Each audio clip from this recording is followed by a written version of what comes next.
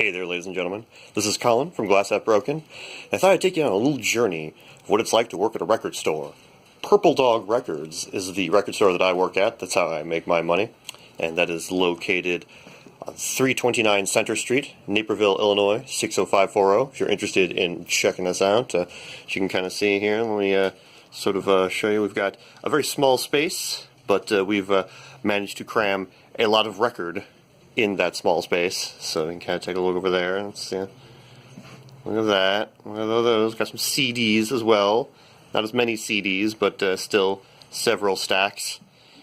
And as you can kind of see there, yeah, just a lot of records. We're fairly organized. We've got the super popular ones on the top, and then the not so popular ones on the bottom. Bands like Montrose and Kansas don't sell quite as well as Janis Joplin, Led Zeppelin, or even Journey, or the Monkees or something like that. Those are a little bit in higher demand than the ones on the bottom.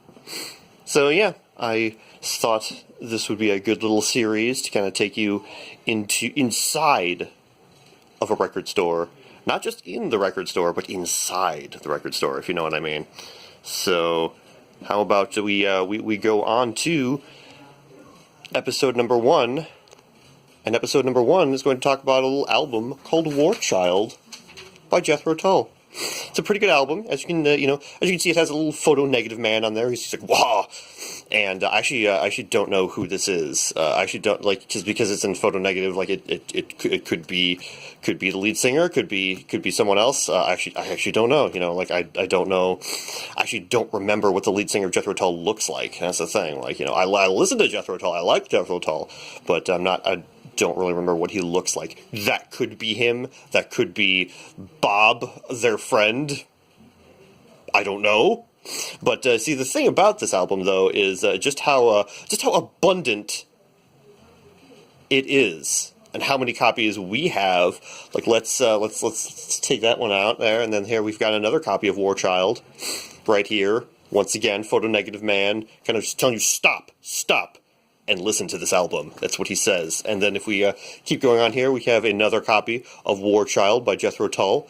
And then let's take that back over there. And yeah, there's another copy of War Child. Then let's take this there, and as you can kind of see, there's another one there. And let's put that one down there, and have a take a look here on this copy of War Child, and then take that off of there, and then we have the final copy of War Child we have. So that's a lot of copies of War Child. Now the thing is, we buy records from people, so they'll bring them in, and then we'll buy it from them, and then but sometimes we'll go to resale shops or thrift stores or things like that, and we will buy records from them as well. So at some point, we decided we needed more War Child. Now here's the thing, we've never sold a copy of War Child ever. We've been open for a few years now, and for about $5, you can get War Child by Jethro Tull.